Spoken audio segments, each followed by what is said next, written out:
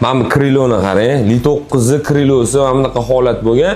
Okamiz aytdilar, yaxshi ham dedilar, bro urgan ekanman dedilar. Uje bronning xususiyatini uje birat tushunganlar-da. Polni kuzov vitsna urganmiz 210 mikronligini. Endi buni shilamiz, miyatinasini chiqazamiz dedi. Boshqatdan mana detalozga splashni vitsnigidan uramiz. Polni full variantni shu izolyatsiya qilib berdi. Li9 shu izolyatsiya qilish shart emas, o'zi yumshoq deyishingiz mumkin, lekin men o'zim endi Li9 haydamadim-ku. Li7 haydaganimda yumshoq deganman, shu izolyatsiya shart emas ekan deganman. Lekin uje 60 mingdan keyin uje ovoz chiqishni boshladi. O'shani hisobiga ham bitta yengiligida shu izolyatsiya qildirib olsanglar, shu bo'yi ketaverasizlar.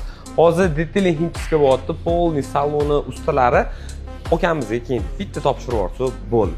Akalar, qolgan ishlarni ham sizlarga hozir storiesda qo'yib boramiz, yo'q bo'lib qolmaysizlar. Manbalini kim eslayapti? Akalar, miyatinalarni chiqazdi. Endi vitsinni shilyapmiz edi, lekin kuzovga o'tmagan. Mana qaranglar. No'shirib ko'ryapsizlar. Mehr ko'zi dilxirali bo'lmasmi yotibdi. Polni ko'zi vitsindan urildi.